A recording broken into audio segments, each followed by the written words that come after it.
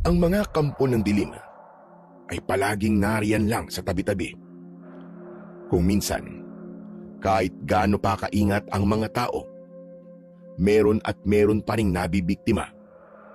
Pero, paano kung isang taong malapit sa iyo ang nabiktima?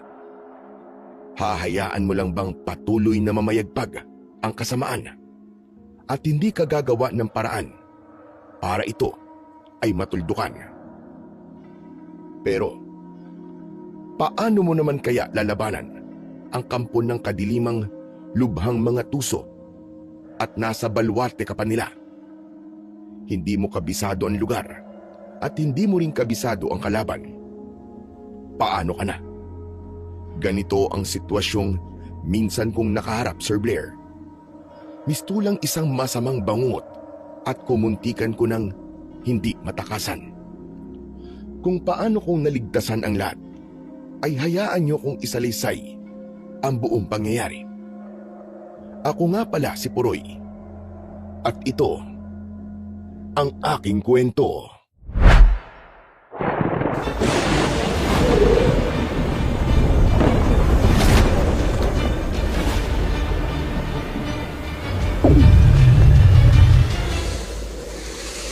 The Voice Addict.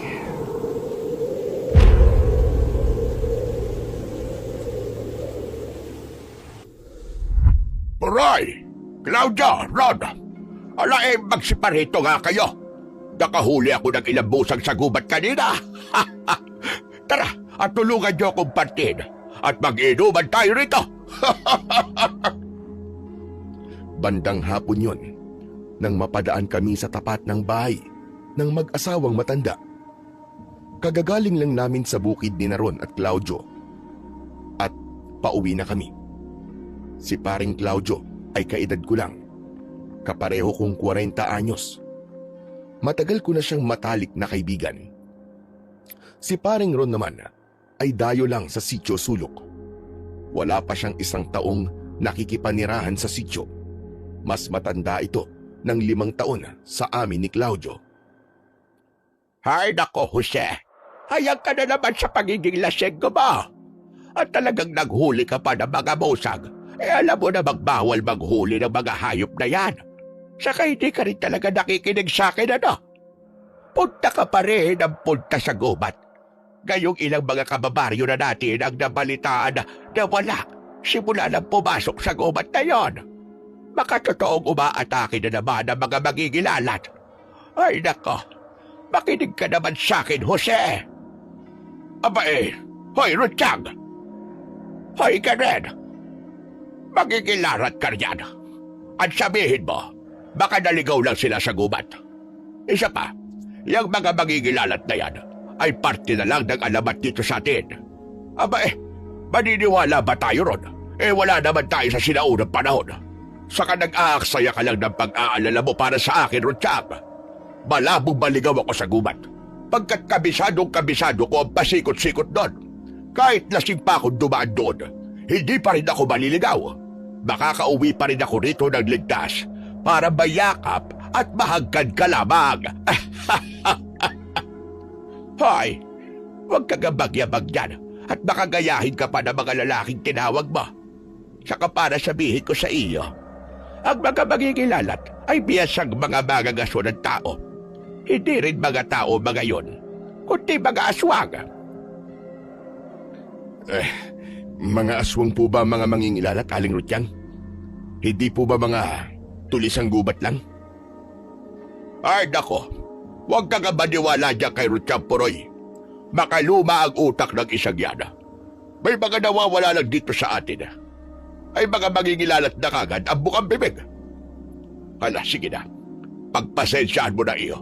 At paurong ang isip niyan. Utak kopong-kopong baga.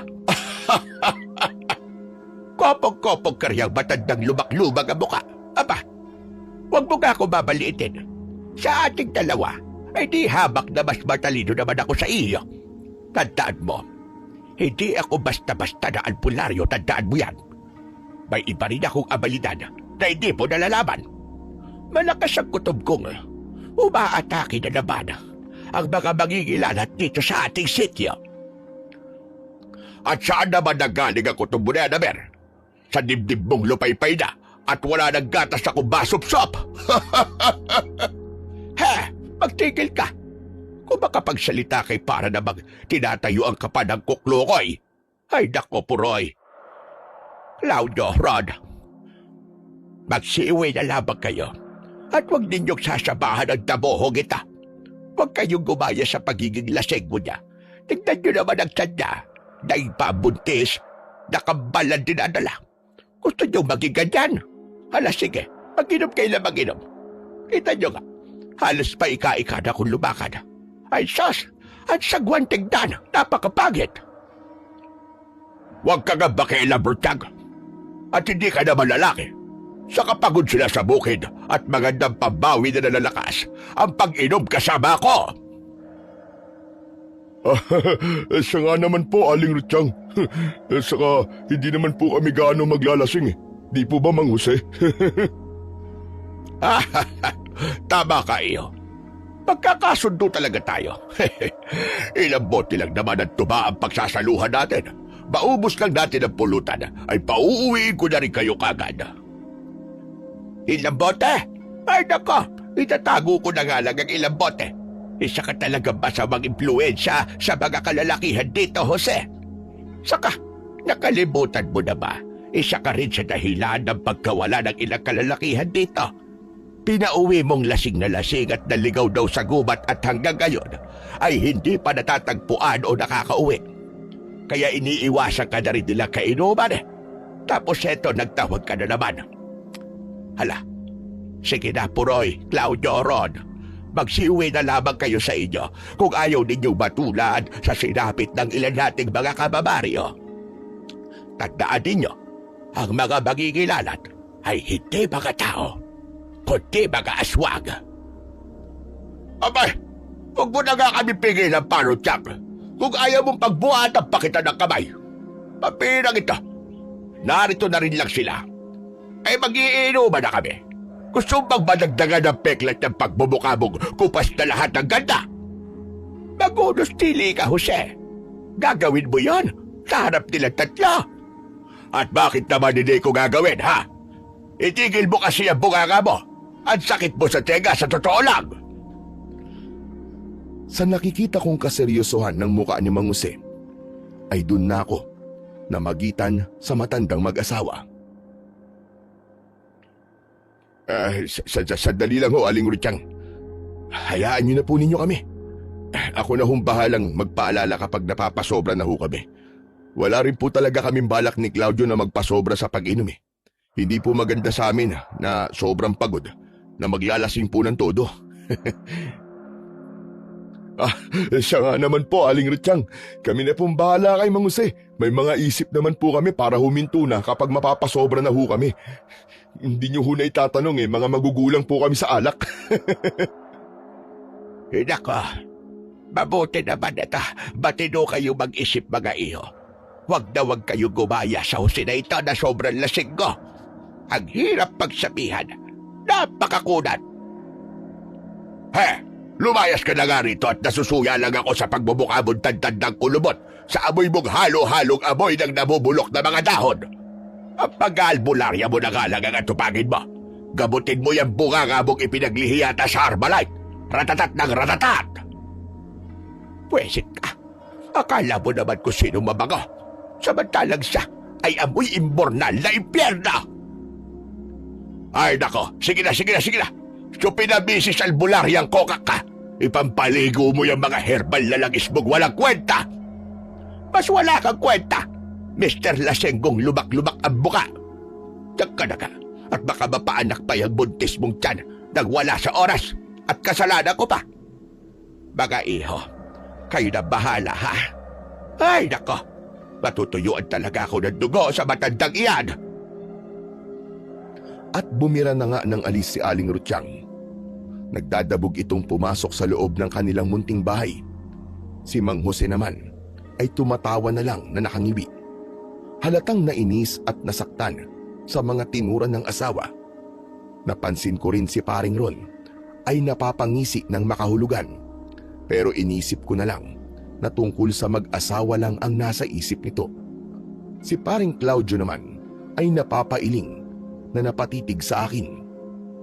Sumunod ay pinagtulungan naming katayin ang 2 musang na nahuli ni Mang Jose.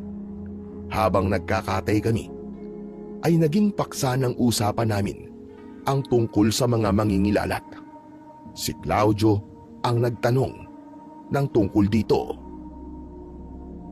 Mga pare, Mang Jose, totoo ba talaga mga mangingilalat na mga aswang? Ang alam ko mga tulisang gubat lang naman ng mga yon. Pero aswang din pala. Ewan ko pare. Yun nga rin ang alam ko Pero ang sabi naman ng mga matatanda, matagal na raw nawala ng mga tulisang gubat dyan sa paligid ng bundok ng Malimpuyo. Kaya lang malay naman natin, di ba? Baka may mga natira pa. Di ko lang alam kung paano naman sila naging mga aswang. Nandito naman tayo sa Luzon at wala naman tayo sa Visayas o Mindanao para magkaroon ng mga aswang dito. Pagkakaalam ko nga rin ang pagkaaswang nga daw ay nakakahawa o kaya naman pwedeng ilipat o kaya dala naman daw ng sumpa o nagkamaling paraan ng pagkulam. Siguro sa ganung paraan pwedeng magkaroon ng aswang na mangingilalat dito sa atin. Kung ano-ano ang pinaniniwalaan ninyo. Aba sa tagal ko na rito sa sitio Sulok, di isang aswang ay wala pa ako nakikita. Tingin ko nagalugan ko na rin ang buong kagubatan sa palibot ng bundok ng Malimpuyo. Sinasabi ko sa inyo, kahit isa, wala akong nakitang mangingilalat o nakasalubong man lang. Talaga ho? Sabi po kasi nila mga tulisang gubat na mangingilalat ay magagaling pong mambitag ng mga hayop gubat. Di kung aswang po yung iba, ibig sabihin po ay magaling din silang mambitag ng tao sa gubat. Ganyang may mga nawawala nga po rito sa atin. Baka nga mga nabitag na sila ng mga mangingilalat. Pero sabi nyo ay wala naman kayong nakaengkwentro dun sa gubat. Kung ganun po ano po kaya ang dahilan ng pagkawala nila at hanggang ngayon, di pa rin sila nakakabalik dito sa atin? Ala malamang naligaw lang sila. Saka baka nadali na sila ng mababangis na mga hayop sa pusod ng gubat. Halimbawa nakagat ng ahas o kung ano-ano pang posibleng nangyari sa kanila. Hindi pwedeng kagagawan ng mga mangingilalat kuno. Pwedeng tama ho kayo, Mang Jose. Pero kung sakali man pong totoo ang mga mangingilalat na aswang, siguro po wala namang mawawala sa atin kung paghahandaan natin sila, di ba? Kailangan pa rin natin ng pangontra. Lalo na kung papasok tayo sa gubat. Tama ka, paring Claudio. Kaya maghahanda rin talaga ako ng mga pangontra at mga sandata laban sa mga mangingilalat sa gubat. Ang totoo niyan may ilan na ako naihanda Iniisa-isa ko na ring aralin ang iba't ibang klase ng bitag at mga teknik ng mga mangangaso para kung sakali ay alam ko na kung anong dapat iwasan para hindi mabitag. Bawawalan lang ng kwenta yung paghahanda nyo. Bakit ika nyo? Dahil parang hangin lang ang pinaghahandaan nyo. Ako nga ang nagpapatotoo sa inyo na hindi totoo ang mga mangingilalat. Wala pa ba kayong tiwala sa akin? Sige nga! Hindi naman ho sa ganun, Mang Jose. Ang sa amin lang naman po ni paring Claudio. Iba pa rin po yung nakahanda kung sakali, hindi ba? Mahirap naman yung sakalang kikilos kapag nandyan na at huli na. Siya nga naman po, Mang Jose. Kanya-kanyang diskarte, ika nga po. Kayo, kung ayaw niyo pong maganda, ay nasa sa inyo po yun. Wala po kami magagawa kung ayaw niyo magpapigil. Igagalang naman po namin ang pasya niyo. Basta ako. Hindi ko na kailangang maganda pa. Anong silbi ng asawa kong albularya, hindi ba? Oo nga't binabalit ko si Rutyang. Pero aminado kong magaling siyang makaramdam kung may bantama na mga elementong hindi natin nakikita sa paligid. Palagay ko, ay kasama na rin ang mga aswang na kaya niyang pakiramdaman sa pamamagitan lang ng mga halamang herbal, ritual o kaya naman ay ng mga orasyon niya. Aasa na lang po kayo kay Aling Rutyang para sa proteksyon? Abay, hindi po ba mas dapat po kayo ng gagawa ng paraan para ho makasigurong protektado po kayo mag-asawa? Aba, poprotektahan ko ang asawa ko, siyempre. Ako sa pisikal, siya naman sa mga ritual-ritual niya. Saka teka nga, ikaw pala ron. Ano naman ang masasabi mo tungkol sa mga mangingilalat? Parang biglang tahimik ka kasi. Ano bang iniisip mo? Magkwento ka kahit gera't pakikinggan ka namin. Ha?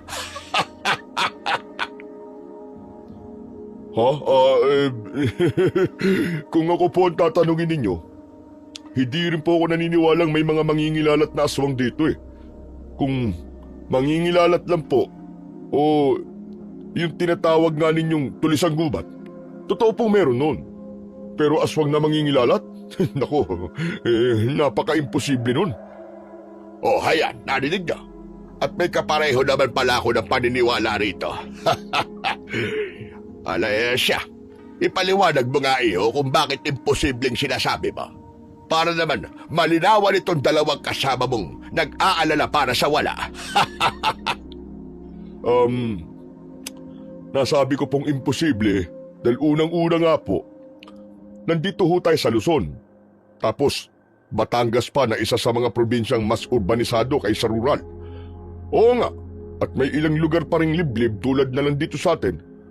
Pero dahil mas progresibo na rito, matatakot pa rin ang mga aswang na gumala-gala rito. Sabi ko nga. Ano pa ba ang iyong ibang dahilan? Ikalawa, dahil nga po mas progresibo na rito, malamang na matagal na pong nagpalit ng estilo ang pamumuhay ng mga mangingilalat na natitira. Iniwan na nila ang pagiging mga tulisan o mga ngaso. Alam niyo na, sa paglipas ng panahon, pakunti ng pakunti ang maiilap na mga hayop sa gubat na mahuhuli. Hindi sapat, naaasa lang sila sa mga pagkaing ugat o mga halaman. Kailangan din nila ng protina mula sa karne ng mga hayop. Kaso, yun nga po, wala na paubos na rin ang mga hayop. Kaya ang magpalit ng estilo ang tanging pwede nilang gawin para patuloy silang mabuhay.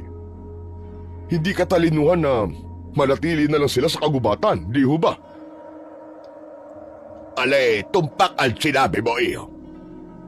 Baka pa nga, wala tayong kabalay-balay mga mangingilalat na palang ibang nakatira dito sa sityo. At sa tagal na namin dito ni Rutyang, di sana may natukoy na siyang aswang kahit isa man lang na mangingilalat na aswang. Kung totoo bang may naging aswang sa kanila. Tama ho kayo.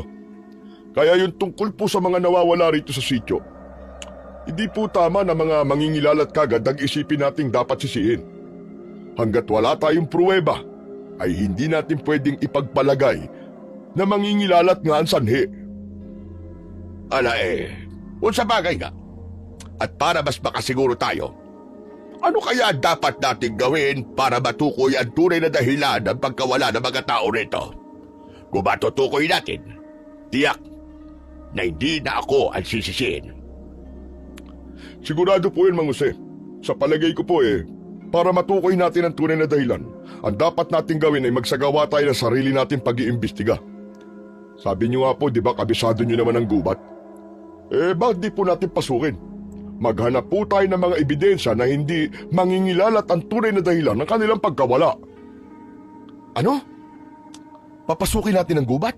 Nako, mahirap yata yun at delikado yun. Paring Puloy, palagay mo, dapat ba natin gawin ang mungkahin ni Paring Ron?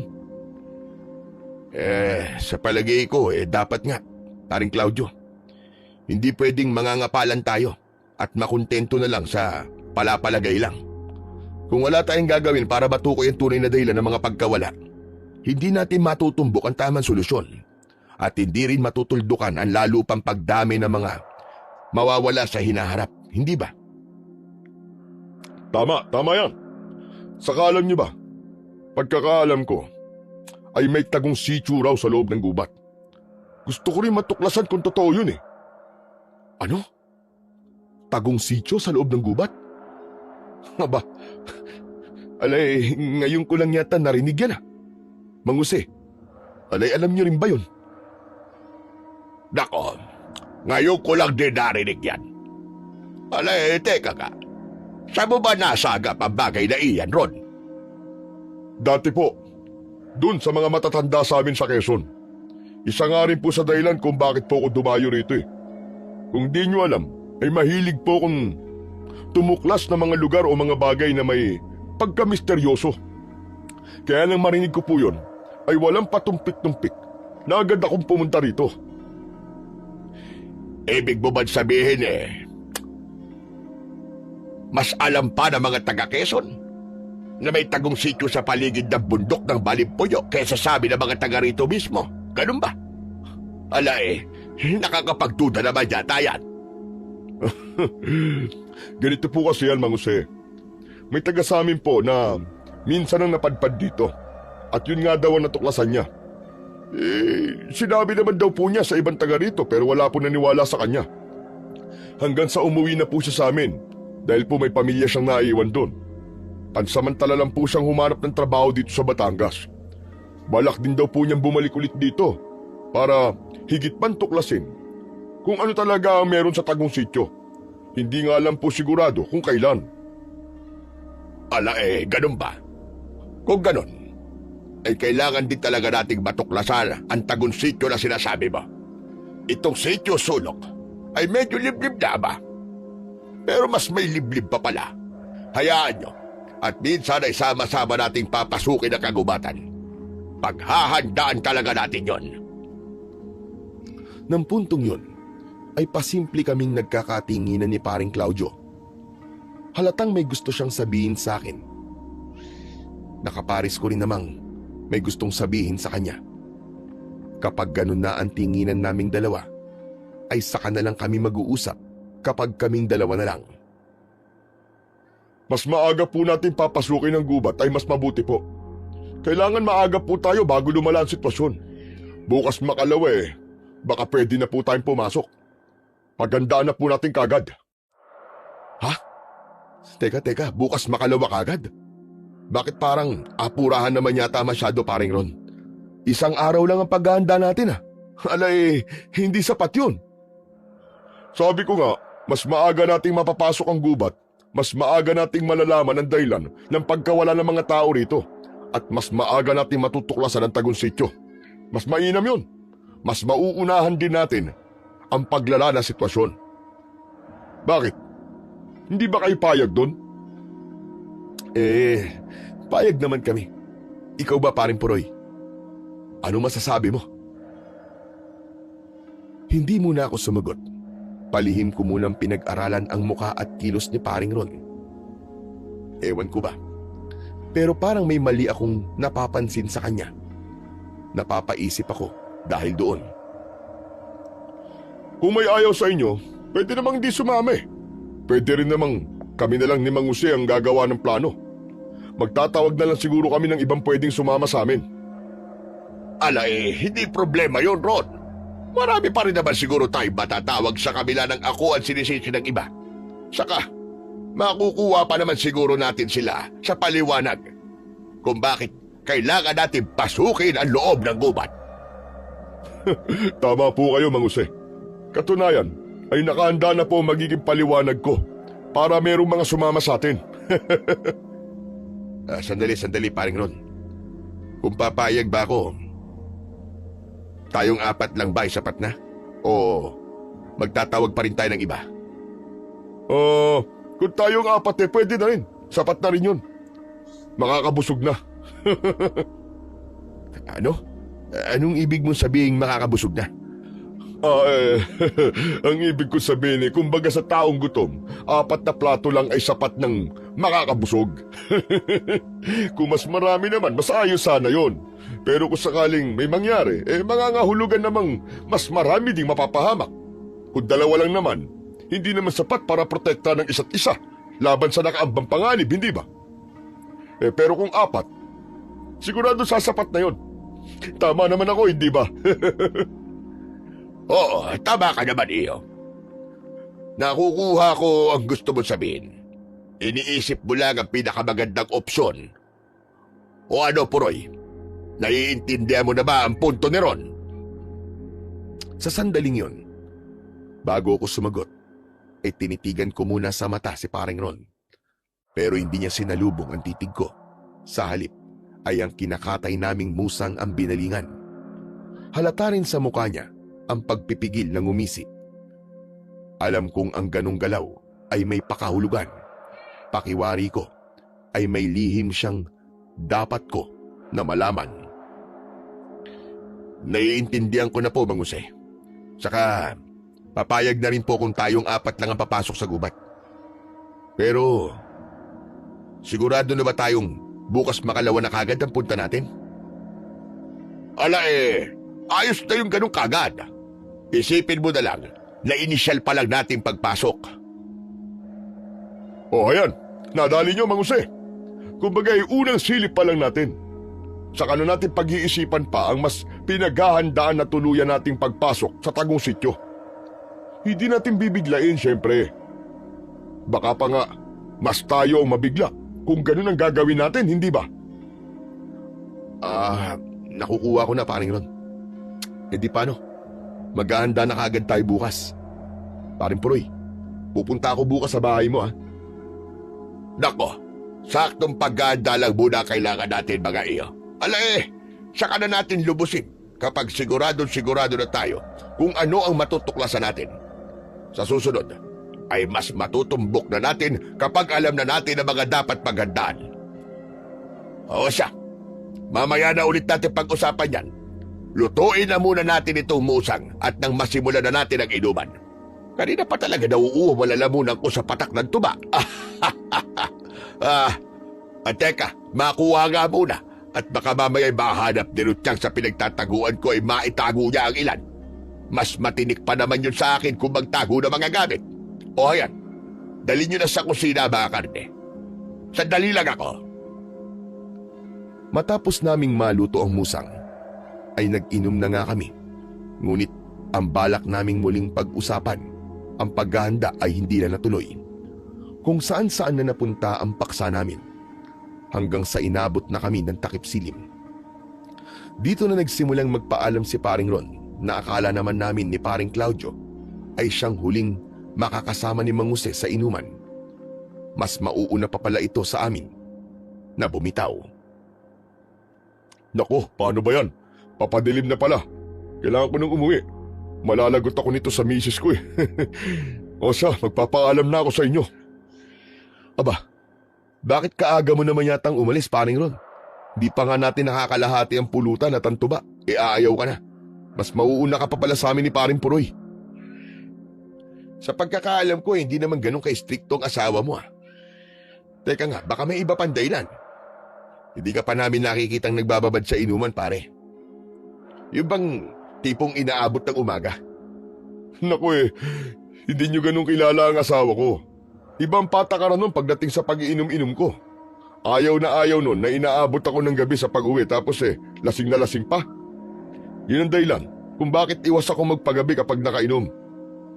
Kaya pasensya na kayo kung kailangan ko na talagang umuwi. Ala hindi pa naman ganun kadilim eh. Tumagay ka pa ng mga 4 o 5 pa. O kaya 10 mo na. Ang sarap pa naman itong dinugo ang musang eh. Naku Sige na pare, maupo ka na ulit. Konting tagay na lang Maya-maya kami rin ni paring Puroy magpapaalam na dito kay Mang Jose. Baka mabitin naman siya. At kami pagdiskitahan na naman. Ako pa naman ayaw na ayaw ko nabibitin sa alak. Saklap mo na ba makisama ron? Ano ka ba? Sige na, maupo ka na. Sige na nga ho. Konting tagay na lang ha. Mahirap na talaga kapag masyado na akong gilabi sa pag-uwi. Kayo rin. Malalagot kayo sa misis ko. Yan ang kumpare namin. Tuloy ang inuman. Tuloy ang ligaya. Masaya to. O paano yan? Kayo naman sana ang madalas kong maging kainuman. Kahit gabi-gabi pa, ay ayos na sa akin. Hindi naman ako nauubusan ng tuba. At may regular naman akong pinagkukuhanan. Ang pampulutan ay ako na rin bahala ron. Nang ituloy namin ang inuman, makaraan lang ang ilang sandali. Walang ano-ano, ay napasulyap ako sa banda ng kusina ni Mang Jose. Napansin ko si Aling Rutyang na palihim kaming minamatyagan. Napansin ko ring may kung ano itong pinapausok na muntimbanga. Parang may ginagawa itong ritual bilang isang albularya. Seryosong seryoso itong nakatingin sa amin, lalo na kay Paring Ron. Pero kapag kwan, ay nahuli rin ako ni Aling Rutsyang na nakatingin dito. Nagulat pa ako nang bigla akong sinenyasan na lumapit. Nang tumayo ako para sumunod, ay siya naman pagtayo rin ni Paring Ron. Mang Jose, iihilang ako saglit sa bandaron Tuloy, titignan ko kung ano meron sa bandaron at parang may maiingay na mga insektong kuliglig Parang hindi po yata normal yun. Oo nga naman. Bakit nga kaya nag-iingay sila at hindi pa naman nila kapanahunan? O siya, pag-iingat ka sa bandaron iyo. Baka may ahas o kung ano, kaya sila maingay. Habang pasimple kong pinupuntahan si Aling Rutsyang sa kusina na hindi napapansin ng mga kainuman ko, ay pasulyap-sulyap ako sa banda ni Paring Ron. Napansin kong para itong hindi mapakali sa paglinga-linga at para bang may kung anong pinipigilan sa katawan. Paplos-saplos kasi ito sa mga braso, sa dibdib at mukha na para bang naghihilamos. Nang tuluyan naman akong makarating sa kusina, ay mabilis akong hinila ni Aling Rutsyang. Huwag ka maingay, Puroy. Pero ngayon lang, ay may kakaiba ko na sagap kay Ron. Para bang may mali sa kanya. Ano ang ibig niyo sabihin na may mali kay Paring Ron? Napansin mo ba ang kakaibang ingay ng mga kulisap na kuliglig doon sa banda ng pinag-iihian niya? Hindi ganon ang normal na tunog ng mga kuliglig. Alam mo ba, babalayon na may panganib sa paligid. Inaakit din nila ang sino man na may bantang panganib at doon mismo pumunta si Ron. Ibig sabihin ay si Ron ang mismong banta. Sigurado ba kayo dyan, Aling Rutsyang? Abay, oo naman. Ito sasabihin ko sa iyo ang isa ko pang kakayahan na hindi rin alam ni Jose. May kakayahan akong makipag-ugnayan at makipagtalastasan sa mga kulisap. Alam ko kung nagbababala sila, nagrereklamo o kaya naman ay galit at kung ano-ano pa base sa mga tunog nila at gawin. Hindi lang din ako albularyo ng mga tao, kundi albularyo rin ako ng mga insekto. Heto nga, nang marinig ko ang babala ng mga kuliglig, ay agad akong nagsagawa ng ritual. Kaya nalaman ko tuloy na isang banta si Ron. Ganun ho ba? Ibig sabihin po ba isang masamang tao si Paring Ron? Hindi ko pa sigurado.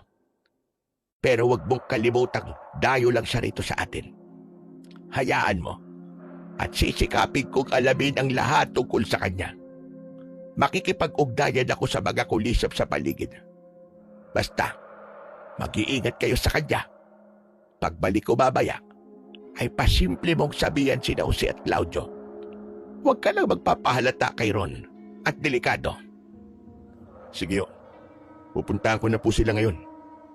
At sabihan habang hindi pa po nakakabalik sa pwesto si Paring Ron. Pero teka pala iyo, may isa pa pala akong sasabihin sa iyo. Tungkol naman ito sa iyo. Tungkol ho sa akin? Ano naman po ang tungkol sa akin? Huwag niyong sabihin banta rin ako. Wala po akong masamang intensyon. Hindi po ako ganun tao Ay, talagang hindi. Kabaligtaran naman ang nasagap ko sa mga kulisap sa paligid tungkol sa iyo. Hindi mo ba napapansin na may tumutunog ding mga kuliglig sa banda rito ng kusina? Iba naman ang tunog nila, hindi ba? Aba, oo nga po no. Ano naman po ba ang ibig sabihin ng ganyan tunog nila? Ipinaparating nila sa akin na ikaw ang napipisid nilang pagkalooban ng isang mutya. Ano ka mo? Isang mutya? At bakit naman po ako pagkakalooban ng mutya? Saka di po ba ang mutya ipanlaban sa mga masasamang elemento sa paligid? Tama ka. Matatalino rin ang mga insekto at baka hindi mo nalalaman. Ganyang may nasasagap silang banta sa paligid. Nagkahanda kagad sila at pumipili ng pagkakalooban ng mutya para kontrahin ang banta. Ibig po ba ninyong sabihin masamang elemento si Paring Ron? Hindi siya tao, ganun ho ba? Hindi ko pa tiyak, iho. Pero daroon ang posibilidad. O di naman kaya ay ginagamit lang siya ng masamang elemento. Kaya nga pinag-iingat ko kayo kay Ron. Bigla ay naisip ko ang kaninang maaga pang pagpapaalam ni Paring Ron. Pati yung kakaibang mga napansin ko sa kanya. Tama lang pala ang kutob kong may mali talaga sa kanya. Kung ganyan po pala na may kakaiba kay Paring Ron, talagang kailangan namin mag-ingat sa kanya. Lalo po't may balak po kaming pasukin ng gubat para alamin kung anong totoong dahilan ng pagkawala ng ilan nating mga kababaryo. Sa kasabi po niya, may tagong sityo raw po sa loob ng gubat. Tagong sityo sa loob ng gubat? Alay, kailan pa nagkaroon ng tagong sityo roon? Pwes, malalaman din natin yan. Kakausapin ko mga kulisap at ipapahanap ko ang sityo na yan kung totoo nga meron. Saka teka nga po pala, Aling Rutyang. Bakit hindi nyo rin pala alamin ang dahilan ng mga pagkawala rito sa pamamagitan po ng kakayahan nyo sa mga kulisap? Abay, oo nga no. Bakit ba hindi ko kagad naisip yan? Paano naman kasi? Palagi ko na lamang pinoproblema yung Jose sa pag-inom-inom niya. Hindi ko tuloy gaanong natututukan na mahahalagang bagay. Hayaan mo, Puroy. Ngayong may banta at may makakatulong pa ako sa katauhan mo, ay hindi ko na nga muna papansinin ang Jose na yan. Bahala siyang ma-stroke. Saka pagod na rin ako sa kakahanda ng mga herbal na inumin para lang makontra ang epekto ng alak sa katawan niya. Hindi naman siya tumitigil. Ay, talaga namang nakakabwisit na. Habang nagsasalita pa si Aling Rutyang, ay napasilip ako sa banda ng inuman. Nanlaki ang mga mata ko nang mapansin kong wala nang tao roon. Wala na rin sina Mang Jose at Paring Claudio. Teka po, Aling Rutyang. Nasaan na po sila Mang Jose at Claudio? Tignan nyo. Wala na po sila sa pwesto namin. Ha? Diyos ko. Yan na yata ang panganib. Nasaan na sila? Parehong nag-aalalang inilibot namin sa paligid. Ni Aling Rutyang ang paningin namin. Maging sa banda ng pinag-ihihan kanina ni Paring Ron, ay wala ring tao roon. Dito na kami parehong lumabas ng kusina ni Aling Rutyang at sinimulang galugarin ang paligid. Diyos ko, nasaan na kaya sila? Wala sanang mangyaring masama sa kanila. Hanggang sa makarinig kami ng sunod-sunod na mga kaluskos sa di kalayuan sa kinaroroonan namin. Napansin naming gumalaw-galaw ang mga palumpong ng halaman sa gilid ng bakuran. Sa banda ron, Puroy. May gumagalaw sa banda roon. Mang Jose! Paring Claudio! Paring Ron! Kayo ba yan? Sumagot kayo! Nagulat kami ni Aling Rutyang nang sa banda roon pa ng maraming puno ay narinig namin ang sigaw ni Mang Jose at Paring Claudio. Pagbaling namin doon ni Aling Rutyang ay namataan namin si Mang Jose na kumakaway. Kasama nito si Claudio na may kung anong minamataan sa makapal na talahiban. Ala Puroy! Puroy! Kunin mo ang palabas doon ni Claudio at sumunod ka rito! Pagdala ka rin ng gasera, bilisan mo! Ikaw naman, Rutyang, huwag ka nang sumama rito!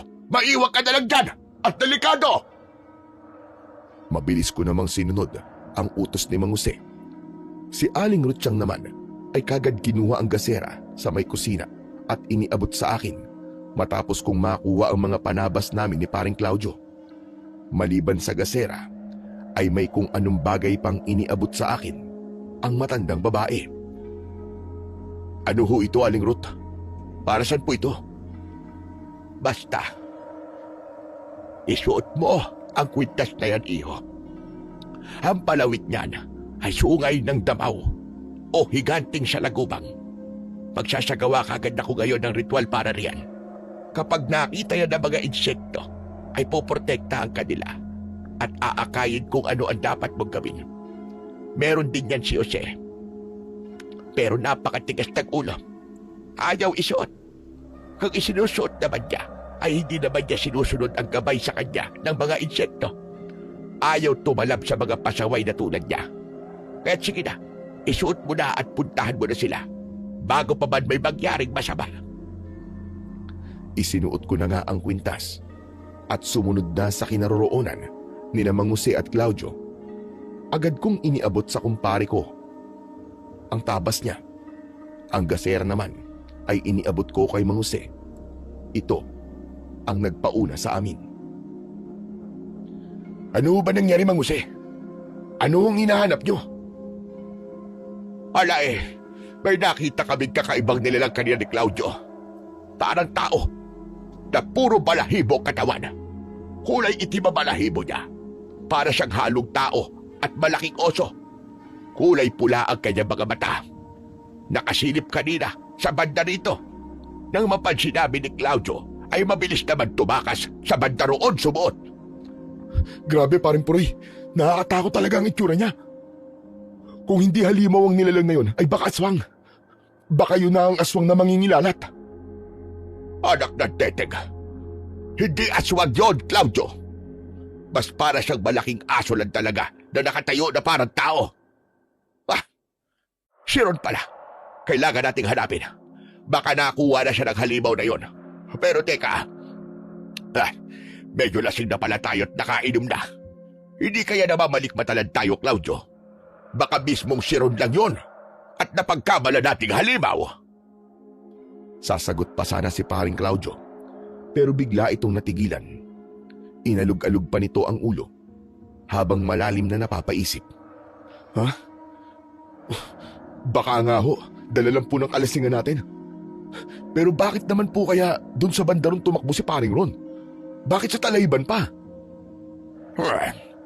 Tinakasan talaga tayo ng lokong yon. Alay, nagkunwari lang palang umihi. Uwihi pala. Saka, bakit doon pa tumakbo? Papunta na rin ang gubat sa bandaron. Ay siya, tara na nga bumalik sa inuman natin. Huwag na nating isipin na lalaking yon. Baka kung ano-ano pang makita natin dyan kung susundan pa natin siya. Bahala siya mapahamak. Saka, kaya naman na siguro niya ang sarili niya.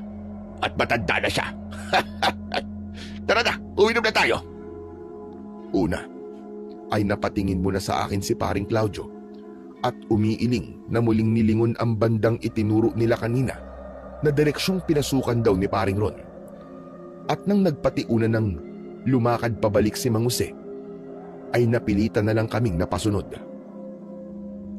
Ay nako, nalilito talaga ako pare. Hindi ko alam kung namalikmatalan ba talaga kami ni Mang Jose kanina o totoong halimaw o aswang ang nakita namin. Pero parang totoo kasi. Huwag mo nang isipin nyo, Claudio. Malabog aswang ang nakita natin. Iisipin mo na namang mangingilalat yon, ha? Pwede ba? Sumunod na kayo sa akin. Yung pulutan natin, baka iba na lumalantak na mga yung pagbalik natin at baka dinadali na ng pusa. Bilisan nyo na! Sige lang ho, Mang Jose. Nariyan na ho kami. Susunod na kami. At sumunod na nga kami sa matanda. Pero hindi pa man kami ganong nakakalayo, walang ano-ano, ay napansin ni Claudio ang suot kong kwintas. Teka pare, ano ba yung suot mo?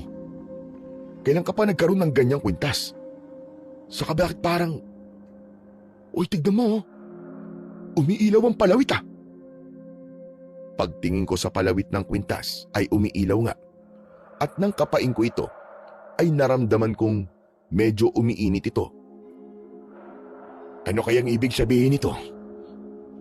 Teka, nagpalinga-linga ako sa paligid nang mapansin kong may naglilitawang mga alitaptap. Napangangako sa pagkamangha nang dahan-dahang nagsama-sama ang mga ito. Maging si paring Claudio ay napanganga nang mapatingin din sa paligid.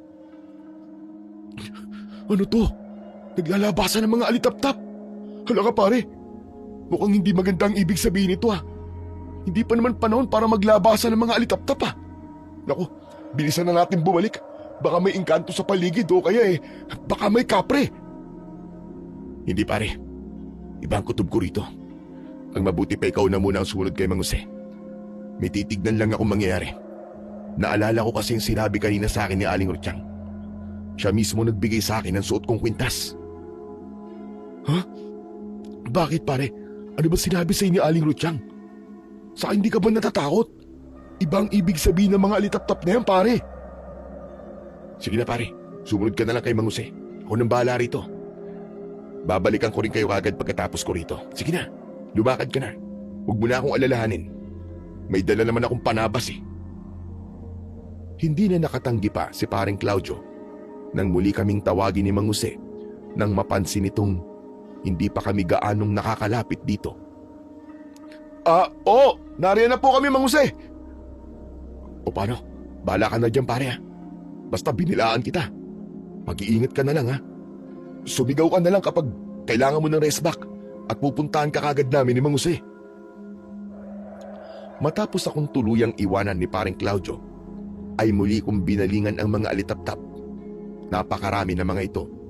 Napansin kong iisa ang direksyong tinatahak ng mga ito. Naramdaman ko ring parang may nag-uudyok sa akin. Nasundan ang mga ito. Ito na yata ang sinasabi ni Aling Rutiyang. Naakain ako ng mga insekto sa kung ano ang dapat kong gawin. Ngunit ano kaya ang meron? Sinundan ko ang mga alitap-tap hanggang sa mapadpad ako sa isang parte ng talayban kung saan huminto ang mga ito at nanatili sa ere. Napaawang ang bibig ko sa pagkamangha nang pagtingin ko sa ibaba ng tinapatan ng mga ito ay nakita kong may isang bagay na nagliliwanag. Ano kaya yun? Parang batong hiyas ah. Nilapitan ko ang bagay na yun para pulutin at tama nga ang akala ko. Isa nga itong batong hiyas na kulay asul at hugis kulisap na kuliglig. Napakalamig nito sa kamay na parabang nanunuot sa balat ko. Ano kaya ito? Ito na kaya ang sinasabi ni Aling Rutiyang na mutya? Kailangan ko magmadali para mapakita kagad sa kanya. Ngunit pagkatayo ko pa lang, walang ano-ano, ay nakarinig ako ng sunod-sunod na mga kaluskos mula sa di kalayuan sa akin. Kasunod nito ay isang mahinang pag-atungal ang narinig ko ng kung anong mabangis na nilalang. Naalarma ako dahil dito at nagpalinga-linga sa paligid. Ang mga alitap-tap naman ay nagsimulang kumilos palayo sa talayban. Sa pagkataranta at pagkaakala ko sa sinabi ni Aling Rutiyang, ay sinundan kong muli ang direksyon ng mga ito. Inakay ako ng mga alitap-tap pabalik sa bahay ni na Aling Rutiyang. Nang makita nga ng albularya ang paparating na grupo ng mga alitap-tap, ay kagad itong sumalubong sa akin. Maging sina Mang Jose at paring Claudio ay napasunod din. Kapwa ang nagtataka at nag-aalala ang mga ito. Poporoy, humahagos ka. Nararamdaman ko sa iyo ang enerhiya ng isang mutya. May nakita ka ano? Madali ka. Ipakita mo kaagad sa akin kung ano yan. Ito, Aling Rutiyang. Isang batong hiyas na hugis kuliglig. Tignan niyo po, umiilaw pa. Diyos ko, yan nga ay isang mutya ng kuliglig, iho. Ano ho? Mutya ng kuliglig? Huwag paring puro yan, swerte mo naman. Dapat pala sinamahan kita kanina para nakakita rin ako. Aba, totoo pala talaga, mutya. Ala ngayon lang ako nakakita ng ganyan. Sana ako rin ay magkaroon ng ganyan, Rutiyang. Ay nako, huwag mo nang hangarin, Jose. Kahit kailan ay di ka magkakaroon ng ganito. At bakit naman? Albularya ka at asawa mo ako mismo. Kaya hindi malabong makahanap din ako ng ganyan. Asa ka pa? Wala kang nag-iisang kwalifikasyon para mapili ka na kahit na anong mutya. At aling mutya naman kaya ang pipili sa isang lasenggo? Para butete ang katawan mo, padalos-dalos at pasaway. Sige nga, sabihin mo nga sa akin kung may magkaka-interes sa'yo. Di ikaw. Ikaw ang mutya ng mga dakdakera na nagkagusto sa akin. Che, tumigil ka. At sinong hindi magiging dakdakera sa tulad mong kay hirap pagsabihan? Puro ka pa kalokohan. O sige nga, sabihin mo nga. Ay, Aling Rutyang, ganito po ba talaga itong mutyang ito? Umiilaw? Saka napakalamig po niya. At parang pumapasok po sa katawan ko ang lamig niya. Tiisin mo lang yan, iho. Talagang ganyan iyan. Isinasanib niya ang enerhiya niya sa iyo. Teka nga muna sa loob ng bahay. Halika, delikado pala tayo rito sa labas. Dahil sa pag-ilaw niyan, senyales yan na nalaman na masamang elemento sa paligid na may nabuong mutya na kukontra rito. Sigurado kung nagmamatyaglan sila sa paligid at humahanap ng tiyempo. Kinilabutan ako ron dahil kanina ay may narinig akong mga kaluskos at tatungal ng kung anong nilalang. Mukhang yun na mismo ang masamang elemento na sinasabi ni Aling Rutyang. Pagpasok namin sa loob ng bahay ay agad-agad na kumilos si Aling Rutyang. Hala, tulungan niyo muna akong magsipagsabit ng mga pangontrang dahon sa mga dingding para hindi maamoy ng masasamang elemento sa paligid ng mutya ni Poroy. Sandali. Nasaan na pala si Jose? Nasa labas pa ba siya? Wisit naman talaga. Napakapasaway ng matandang iyon. Alay, nandito ako. Dakdakera kong asawa. Ipinasok ko lang ang bote ng tuba na hindi pa namin nauubos at siyempre ay ang pulutan namin. Sayang naman kung mga elemento lang sa paligid na makikinabang. Nang walang alinlangan pa, nang may masilip kaming kung anong nilalang na mabilis na sumibad sa labas ng pinto, ay mabilis na hinilan ni Aling Rutyang si Mang Jose. Tuloy sara at tarangka ng pinto. Tatawa-tawa ka pa rin, butete ka. Sinabi na nga may masamang elemento sa paligid na nakaabang ay inuna mo pa yung walang kwentang bagay na yan. Kita mo na, kubuntikan ka ng madagit sa labas. Ano namang makakadagit sa akin? Sa angas ng itsura kong ito, walang mangangaas na dumagit sa akin. Kita mo naman, buong buo kung nakapasok dito, hindi ba? Mga babae nga naman. Mas nervyos palagi ang inuuna sa halip na kukote. Kaso, wala ka nga palang kukote. Tumigil ka. Hindi mo lang nakitang nasa labas ng pinto kanina. Itong sina Puroy at Claudio ay nakita rin nila. Hindi ba mga iho? Totoo po yun, Mang Jose. Kung di kayo hinila kagad ni Aling Rutyang, ay paniguradong nadagit na po kayo ng kakaibang nilalang na nasa labas kanina. At teka pala, parang ganun din po ang itsura ng nakita namin dati Mang Jose, ganun na ganun po ang itsura ng nilalang na nakita natin dati, di ba? Hindi pala tayo namamalikmata lang. Yun yata mismong nasa labas. Kita mo na. Nakita nyo rin pala kanina. Ay bakit hindi nyo kagad sinabi sa akin? May gumagala talagang panganib sa paligid. Sigurado kong mangingilalat yon. Ay nako, ayan na naman ang walang kwentang katapusang mangingilalat na yan. Kahit anong sabihin nyo, hindi ako naniniwalang may mangingilalat na aswang. Ano kung gano'n ang itatawag mo sa nakita nyo ni Claudio? Anghel? Ha? Ganun ba? Ay, huwag kang maniwala kung ayaw mo. Saka ka nalang siguro maniniwala kapag harap-harapan ka ng nalalapa ng mangingilalat. Pero sana'y huwag naman. Kawawa ka naman. Ay, Diyos ko. Huwag ka lang nga muna magpasaway ngayon, Jose. Kritikal na sandali ito para sa mutya ni Puroy. Damay-damay tayo lahat dito. Kailangan ko rin maselyoan kagad ang mutya para hindi na to maamoy ng mga elemento sa paligid. Tuloy, ituturo ko na rin sa kanya kung paanong pagganahin ang mutya at kung ano-ano ang mga kapangyarihan na taglay nito. Aba, ay ayos siya na. Mabuti pa mga iyo, ay dito na muna kayo sa bahay magpalipas ng gabi. Alay, sakto. Mauubusan din natin itong tuba at pulutan. Sa kanayang addiction mo, Jose. O kaya ay kayong dalawa na lang muna ni Claudio ang umubos dyan. Itong si Puroy ay hindi muna pwede.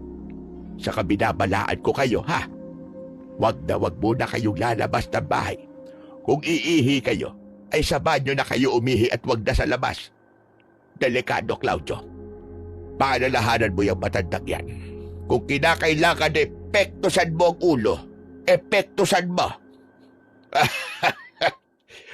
Grabe ka talaga sa akin, Rutsyag. Hayaan mo. 1 linggo kitang hindi sisipingan simula ngayon. Akala mo, ha? Ha? Bastos na matandang ito. Anak ko dyan ka na nga. Puroy, halika na muna sa kwarto at doon tayo. Ikaw na muna ang sumiping ay este. Ano ba yan? Ikaw kasi matanda ka eh. Ay, nako. Kung ano-ano tuloy lumalabas sa bibig ko. Pahaba ka talaga, butete ka. Kunwari ka pang dakdakera ka. Puroy, wag kang magkakamali riyan, ha? Subukan mo. Alay, sobrang basisira ang buhay mo. Huwag mo subukan. Ay, sira ulo ka. Halika na nga, Puroy. Huwag mong pansinin ang baliw na matandang yan. Wala tayo mapapalarian, kundi konsibisyon.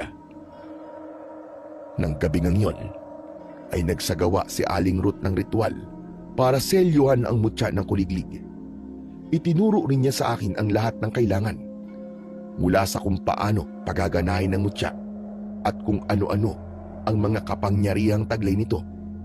Hindi lang yon, tinuruan din niya ako kung paano makikipagtalastasan sa mga kulisap sa paligid. Kalaunan, ay tuturuan na rin kita kung paano maging isang albularyo, iho. Sa iyo ko na ipapamana ang kakayahan ko. Total, ay wala namang kaming anak ni Jose at matanda na talaga kami. Nasa iyo na rin lang ang lahat ng kwalipikasyong hinahanap ko. Ay ikaw na rin talaga ang napili ko. Ikaw ang magiging tagapagtanggol ng mga kababaryo natin sa sityo na ito, laban sa lahat ng anyo ng masasamang mga elemento. Hindi ka na lang din basta isang magsasaka ng mga halaman, kundi pati mga kulisap at tagapuksa ng mga kampo ng kadiliman. Nang gabi ring yun, ay napanaginipan ko ang mga kaluluwa na humihingi sa akin ng tulong at uhaw sa hustisya. Kabilang narito ang ilan kong mga kamag-anak. Ipinakita nila sa akin kung paano silang namatay at kung anong nilalang ang lumapa sa kanila. Katulad ang mga ito ng deskripsyon ni paring Claudio sa nakita nila dati ni Mang Jose. Halong tao o malaking oso dahil mabalahibo ang katawan. Ang mga nguso ay mauumbok at tadtad na mga pangil. Ang mga kamay naman nila ay parang sa oso o may mga kukong maiitim at pagkakatulis. Mapupula ang kanilang mga mata, pati ang kanilang lumalaylay na mga dila na nababalot pa ng malapot at manilaw-nilaw na laway. Nakakadiring tignan pagkat tumutulo pa. Kinabukasan, bandang tanghali, ay agad kong ikinuwento kay Aling Rutsyang ang panaginip ko. Habang ikinikwento ko yun, ay napansin kong may mga paru-parong isa-isang nagsisida po sa gilid ng dingding sa sala kung saan kami nag-uusap. Doon na rin kami sa sala nagsalo-salo para sa tanghalian. La! Tignan niyo! Bakit nagdadapuan ng mga paru-paro sa tabi-tabi? Anong ibig sabihin ito? Diyos ko, parang gusto kong kilabutan dito ha. Tanghaling-tanghali pero ganyan. Di ba kapag ganyan ibig sabihin? May namatay na mga kamag-anak at nagpaparamdam? Di ba ganun yun? Mali ka, Claudio. Mas tamang sabihin na ang mga paru-parong yan ay mensahero ng mga kaluluwa ng namatay. Hindi mismong kaluluwa ng mga namayapat. Saka, hindi kaluluwa ng mga kamag-anak namin na mga yan, iho. Narinig mo naman ang ikinuwentong panaginip ni Puroy. Ang mga paru-parong yan ay pahiwatig ng mga kaluluwa nang nasa panaginip niya. Narito sila para ipaalam din sa akin. Liban pa riyan, base sa galaw nila, hinihiling din nila sa akin na magsagawa raw ako ng ritual at anumang iutos ko ay susundin nila. Ang araw na ito ay isang paghahanda. Mukhang sa kinagabihan ay magsisimula ng magasik ng lagim ang mga elemento ng dilim dahil sa pagkakatuklas nila sa mutya kagabi. Tiyak na may plano na sila ng pag-atake na naihanda. Maalala ko nga pala, paring Puroy, Mang Jose, ang araw din ito ay ang paghahanda natin sa balak natin pagpasok sa gubat bukas, di ba? Paniguradong mamaya lang ay darating na rin si paring Ron. Kumusta na nga rin kaya siya, no? Sana ay walang masamang nangyari sa kanya kagabi. Abay, oo nga pala, no? Alay, pero siguro wala na tayong ganong dapat pang ihanda. Itong si Puroy lang ang dapat maganda dahil siya may butya. Tama ba ako, Rutyang? Oo, tama ka. Ako at sina Puroy at Claudio lang ang dapat maganda. Huwag ka na at pasaway ka naman at ayaw ng minamanduan. Maiwan ka na lang dito at mag-inom ka na lang maghapon. Magpakasawa ka sa alak. Mas bagay sa iyon. Hayang ka na naman sa akin, Rutyang. Kaya aga-aga sinisimulan mo na naman ako. Ole, masakit-sakit pa naman ang ulo ko. Bakit? Totoo naman yun. Kung sasama ka sa pagpasok sa gubat, ay baka maging problema ka lang namin. Ako na lang ang sasama sa halip na ikaw. Isa pa, ay kailangan pa rin ni Puroy ng gabay ko. Hindi pa siya ganong sanay sa mutya niya. Ay, hindi. Hindi mo ko mapipigilan, Rutyang. Kahit na ano pa sabihin mo, ay sasama ako. Ay, bahala ka na nga. Pero sana naman. Biglang natigilan sa pagsasalita si Aling Rutyang.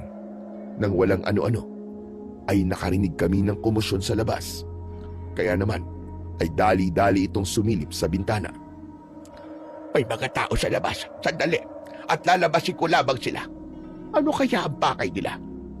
Diyan lamang kayo. Kumain lang kayo. Ako nang bahalang kumausap sa kanila. Baka kailangan lang nila ng tulong ng isang albularya. Saka nararamdaman ko rin na may mali. May iba pa kasing mga insektong naglalabasan sa paligid. At lumabas na nga si Aling Rutyang. Ngunit hindi pa ganong nagtatagal, ay muli itong bumalik na humahangos. Diyos ko! Masamang balita nga ang dala nila. Nangihingi sila ng mga pangontra dahil may mga namataan daw silang gumagala na kakaibang nilalang kagabi. At ito pa, Puroy, iho. Nawawala raw ang mga magulang mo. May nakakita rin daw kagabi na may ilang nilalang na umaaligid sa bahay ninyo kagabi. Pati ang asawa mo raw ay nawawala. Ano? Hindi pwede mangyari yun. Patay. Baka kinuha na sila ng mga aswang na mangingilalat, pare. Kailangan may gawin tayo ngayon. Kailangan natin silang hanapin. At baka maisalba pa natin sila, pare. Tama ka, Claudio. Kumilos na tayo kagad. Teka, sandali. At aabutan ko lang ng mga pagontra, mga kababaryo natin. Tutulungan na rin ninyo ako para mas mabilis. Tuloy, magsasagawa ko ng ritual. Pupunta rin tayo sa bahay niyo, Puroy. Magtatanong-tanong ako sa mga insekto sa paligid ng bahay ninyo para malaman natin kung ano ang talagang nangyari. Tuloy, uutusan ko na rin ng ilang mga insekto na tulungan tayong alamin kung ano ang mga nilalang na umaaligid kagabi at kung saan sila nagmula. At ganun na nga ang ginawa namin. Matapos naming maabutan ng mga pangontra ang mga kababaryo namin, ay kagad kaming pumunta sa bahay namin. Gamit ang espesyal niyang abilidad, ay kinausap ni Aling Rutyang ang bawat insektong mamataan niya sa paligid. Sabi ko na nga ba? Mga aswang daw ang dumukot sa mga magulang at asawa mo, Puroy. Malabag na mga aswang na mangingilalat. At mukhang kilala ka talaga ng dumukot sa kanila. Malabag na nalaman nilang ikaw ang nakakuha ng mutya. Kaya ang mga malalapit sa iyo ang pinuntirya nila. Ito ay sinadya para mapilitan kang lusubin sila o iligtas o ipaghiganti ang mga mahal mo sa buhay. Mga hayop sila. Magbabayad sila sa akin, Aling Rutyang. Pero saan ko po ba sila pwedeng lusubin? Sa kayo na hindi ko pa alam, iho. Kakautos ko lang sa mga kulisap na taluntunin kung saan nagmula o nagkukuta ang mga mangingilalat na aswang. Aling Rutyang, wala po ba sinabi sa inyo mga kulisap kung saan po pumunta ang mga dumukot sa mga magulang at asawa ni Paring Puroy? Sa banda raw doon, iyo. Asa, punta na natin kagad. Ang mga insekto naman doon ang tatanungin ko. Kada ituro nila ay punta na lang natin. At kada insekto sa bawat direksyon ay tatanungin ko. Ganun na lamang ang gawin natin hanggang sa matuntun din natin kung nasaan sila. Alay, ang hihina nyo naman yata mag-isip. Ikaw naman, Rutyang, may pausap-usap ka pa sa mga insekto na nalalaman.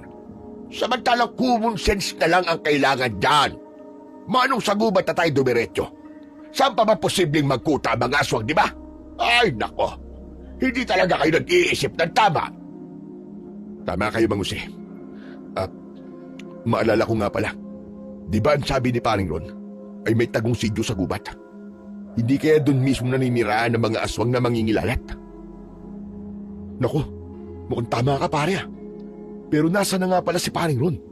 Hindi kaya nadukot na rin siya ng mga mangingilalat? Saan kaya palang bahay nila? Di pa nga pala natin alam kung saan ang bahay nila, di ba? Pagkakaalam ko, may nakakita raw kung saan ang bahay nila. Malapit daw yata sa gilid ng gubat. Malapit sa gilid ng gubat talaga? Kung sa bagay. Plano nga rin pala niyang hanapin ang tagong sityo. Kaya doon na pumwesto kahit alanganin. Alay, ang mabuti pa, pasukin na natin ang gubat. Baka sakali ay madaanan din natin ang bahay ni Naron. Siguradong nakapaganda na rin yon. Pero paano kung nadukot din pala sila mag-asawa? Kaya nga, tara na. Wala na tayong dapat taksayin pang panahon. Kung magmamabagal tayo, ay baka hindi na natin sila mailigtas. Baka sakali may mga buhay pa. Tara na! Tara na po kung ganun. Kailangan mailigtas ko ang asawa at mga magulang ko. Hindi pwedeng may mangyaring masama sa kanila. Pero teka, sandali. Hindi pwedeng basta-basta na lang natin papasukin ang gubat. Kailangan nating maging maingat at maging alerto. Ay, naku, Rutyang, para sabihin ko sa'yo, kabisado ko ang pasikot-sikot ng gubat. Ano pa man dapat nating ikabahala? Ngayon nandito naman ako. Hoy, matanda ka para sabihin ko sa'yo. Matagal-tagal ka na rin hindi nakakapasok sa gubat. Sa tagal na yon, posibleng marami na rin nangyari at nagbago sa loob. Saka matanong nga kita, kung talagang alam mo pala ang pasikot-sikot sa gubat, sige nga, bakit wala ka ring alam sa tagong sityo sa loob, ha? Sige, ipaliwanag mo at patunayan niyang ipinagmamalaki mo sa amin. Hindi naman nakasagot kagad doon si Mang Jose. Kuwan kasi. Napakamot na lang ng ulo si Mang Jose nang walang makapang maidadaylan. Hay nako, kita mo na? Kwan ka lang na kwan. Hanggang kwan lang pala ang sinasabi mong kabisado mo ang buong gubat. Sa'yo na ang kwan mo na yan. Ay siya, huwag ka nang kumontra sa gagawin ko. Manahimik muna kayo at magsasagawa lang ako ng ritual. Uutusan ko mga kulisap sa paligid na tulungan tayo maging alerto sa pagpasok sa gubat. Hihingi ako ng babala kapag may nakaambang panganib sa daraanan natin.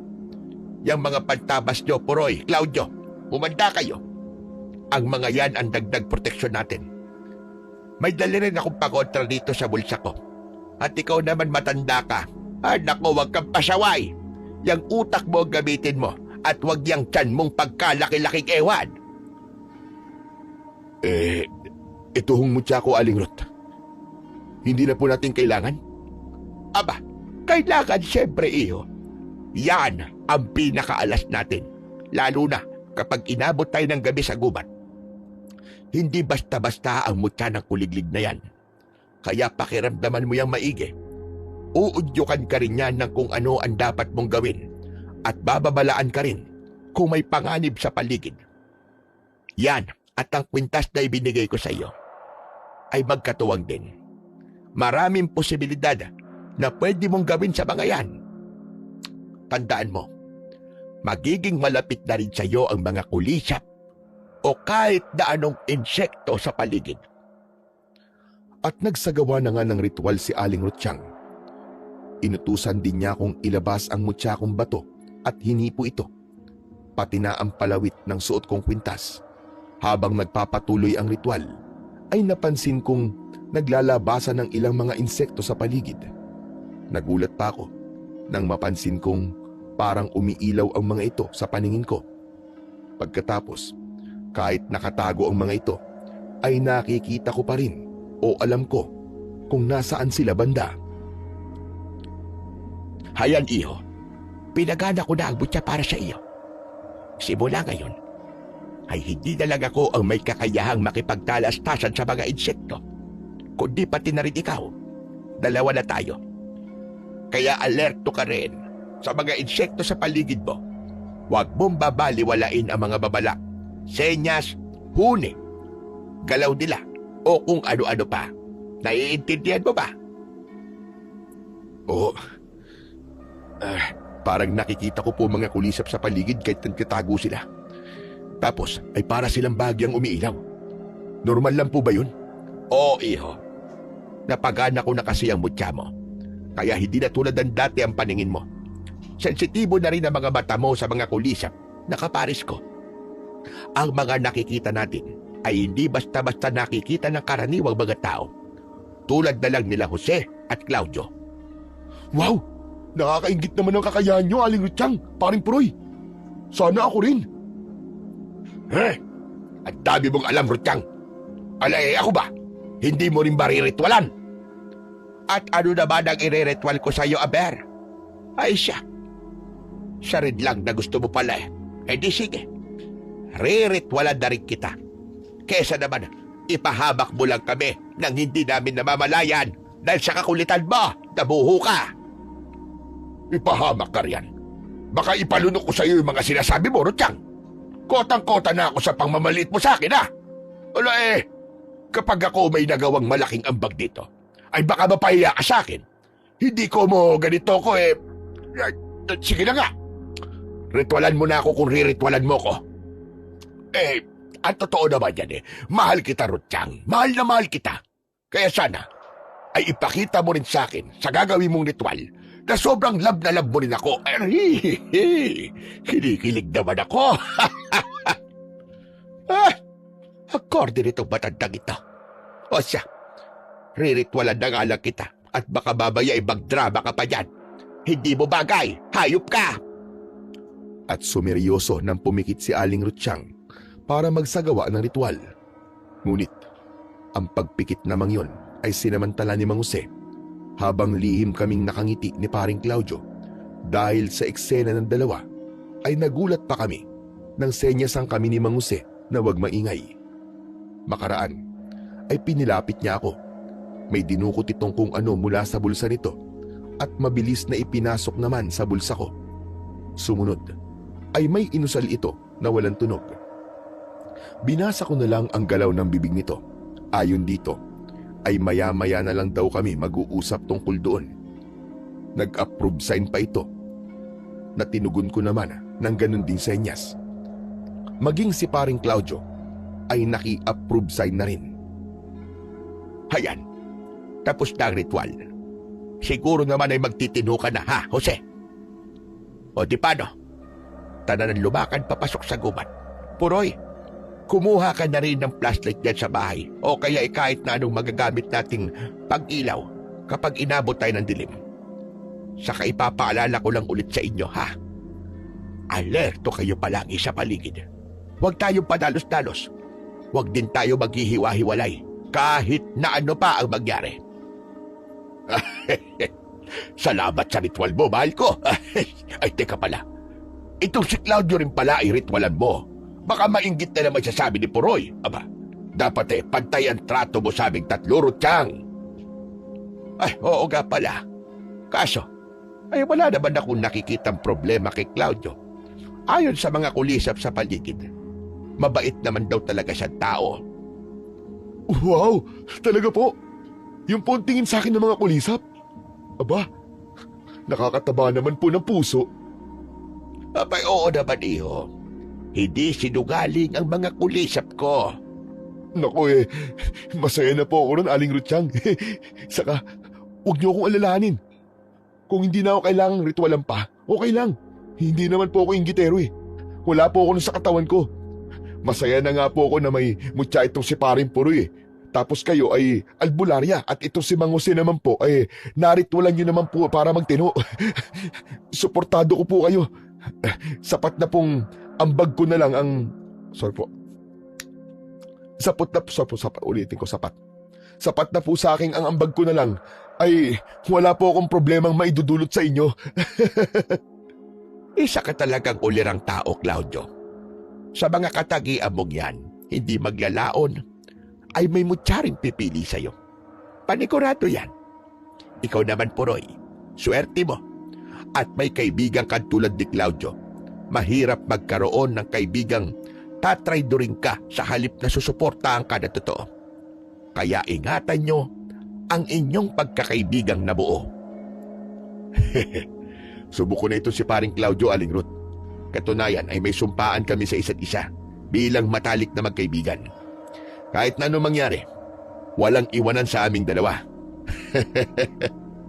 Nakatutuwa naman kayong dalawa. O siya, tara na palang lumakad habang maaga-aga pa. Sikapin nating huwag tayong abutan ng gabi sa gubat. Kailangan maaga nating mailigtas ang mga magulang at asawa mo. At lumarga na nga kami.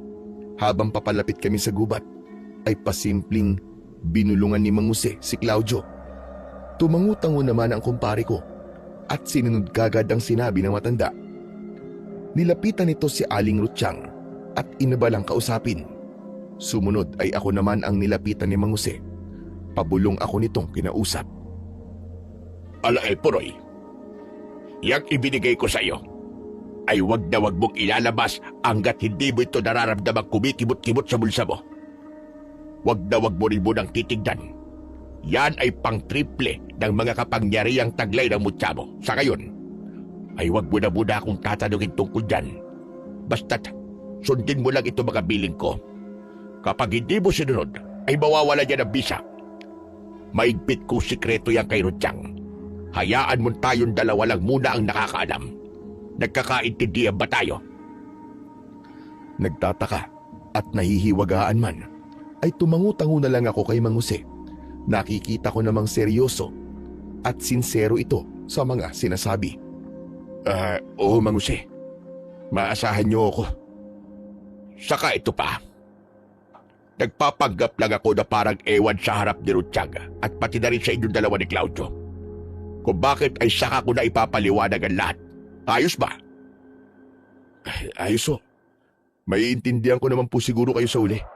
Basta siguraduhin yung makakatulong po ang mga sinabi nyo na mailigtas ko ang mga mahal ko sa buhay. Sigurado yun, iho. Basta't sundin mo lang ang mga bilig ko sa'yo. Ayoko na talagang sabihin muna ang lahat ngayon at ayokong magmintis ang plano ko. Buhay at kamatayan ang kakaharapin natin sa gubat. Delikado tayong lahat.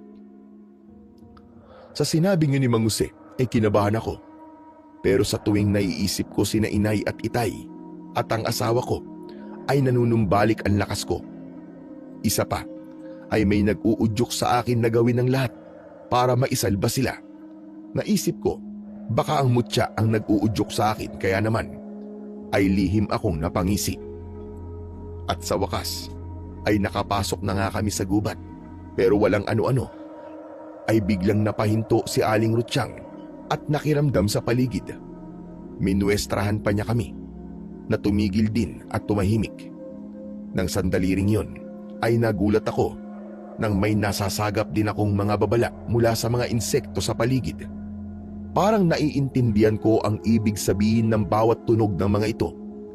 Maging si Mang Jose ay napansin kong para ding nakikinig at parang nakikita rin ang mga nakikita kong nakatago na mga insekto. Sandali lang. May mga babala akong nasasagap mula sa mga insekto sa paligid. Puroy, alam kong ikaw man ay nasasagap ang mga nasasagap ko. Kaya alerto kayo. May banta na kagad sa parte pa lang nito ng gubat. Ganito rin babala ang nasagap ko nang nag-iinuman kayo sa bahay kagabi. Sasagot pa lang sana ako kay Aling Rutsyang pero walang ano-ano ay narinig namin ang tinig ni Paring Ron na biglang lumitaw sa likod ng isang puno. Sabay-sabay kaming napalingon dito. Paring Puroy! Paring Claudio! Mang Jose! Aling Rutsyang! Nandito rin pala kayo. Pumasok na rin pala kayo ng gubat. Aba, sakto ang pagdating nyo. May mga makakasama na ako Ako rin mismo ay hahanapin ko ng tagong sityo. Sabi ko nga, ay hindi ko na matiis ang bukas at magsosolo na muna akong pumasok. Pasensya na kung hindi ko na kayo nasabihan pa. O siya, dito sa banda rito tayo dumaan. Nakadaan na ako rito kanina. Bumalik lang ako dahil naiwan ko tong iniinuman ko eh. Wala namang problema sa dinaanan ko at sa tingin ko ay nasilip ko na kanina ang bungad ng tagong sityo. Sasagot sana si Aling Rutsyang na halatang hindi komportable sa mga babala na patuloy naming nasasagap mula sa mga insekto. Pero inunahan ito ni Mang Jose. Ala talaga? Ha! Nasilip mo ng tagong sityo? Kung ganun pala tara na! Tingin ko'y marami tayong bagay na matutuklasan sa tagong sityo. Napansin kong habang nagsasalita si Mang Jose ay ipinipitik nito ang kamay sa likuran nito. Kasunod nun ay nagulat ako sa nangyari. Biglang tumigil ang mga pagpapadala ng babala ng mga insekto sa paligid. Kaya naman ay napansin ko ring nakahinga ng maluwag si Aling Rutsyang. Siya, tara na. Biglang nawala ang mga babala ng mga insekto sa paligid. Ibig sabihin ay ligtas na tayo rito. Mukhang umatras yata ang mga banta sa paligid. Nako, wala po talagang banta sa parte na ito, Aling Rutsyang.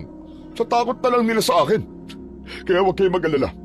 Protektado ko yung lahat. Aakayin ko kayo ng ligtas hanggang sa tagong sityo. Pero habang binabagtas namin ang rutang dinaanan ko no ni Paring Ron, walang ano-ano ay naramdaman kong parang kumibot sa bulsa ko ang bagay na ibinigay sa akin ni Mang Jose. Naalala ko bigla ang bili nito. Pero sa halip na ilabas ito, ay kinapa ko lang muna. Baka ika ko ay hindi lang maayos ang posisyon nito kaya gumalaw.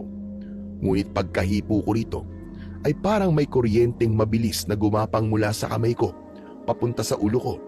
Sumunod ay parang nabuksan ang mga mata ko.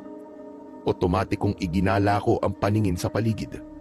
Nanlaki ang mga mata ko nang parang may nakikita akong mga bitag na nakaposisyon sa kung saan-saan sa paligid.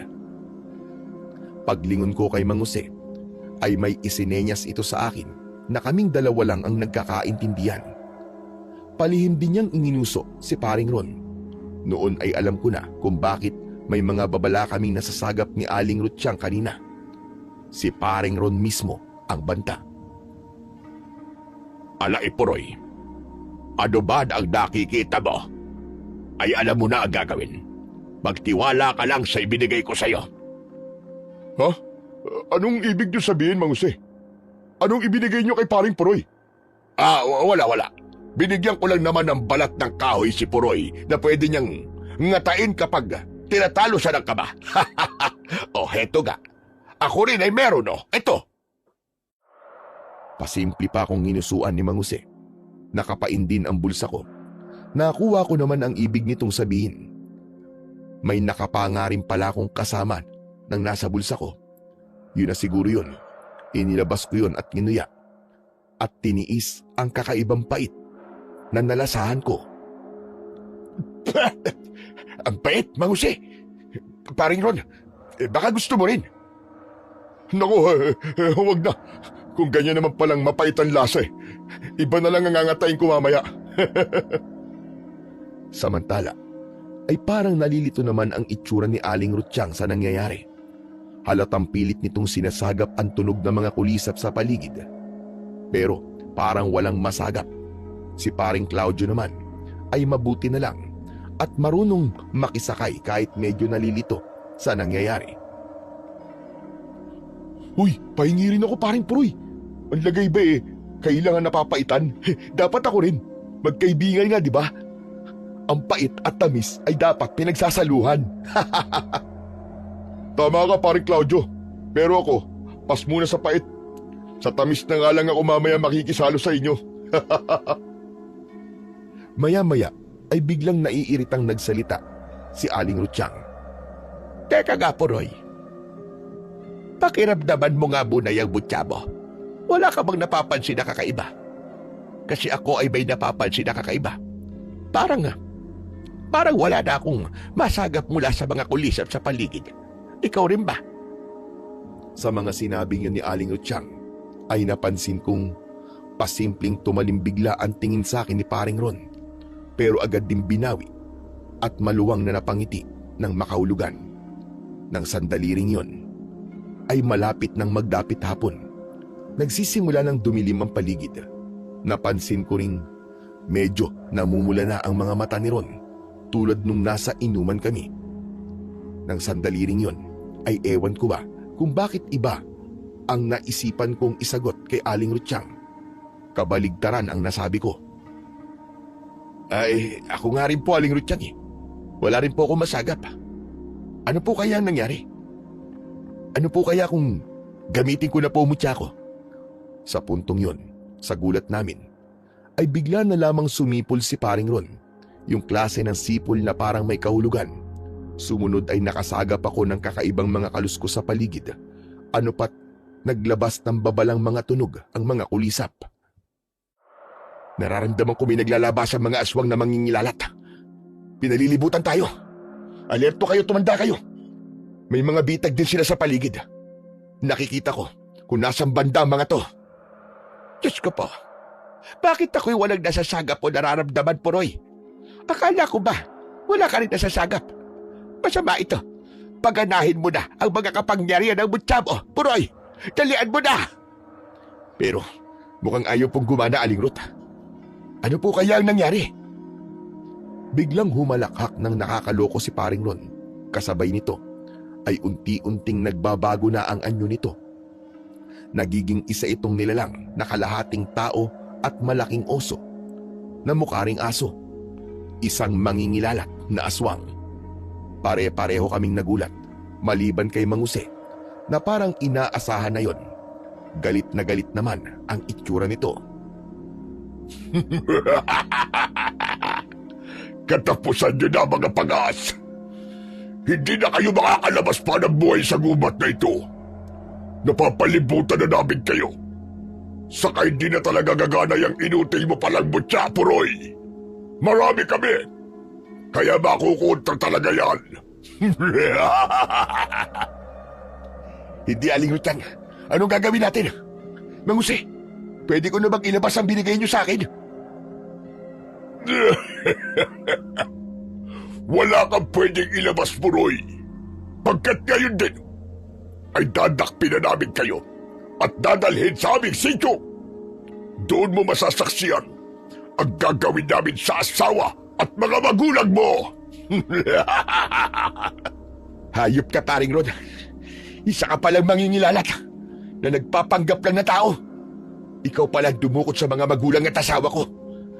Magbabayad ka sa akin ngayon, hayop ka! Asa ka pa? Ngayon pa, nawala na kayong kawala. Subukan nyo rin tumakas at maraming nakabang sa inyo ng mga patibong. Pati sa likuran nyo ay nakapaglagay na rin kami.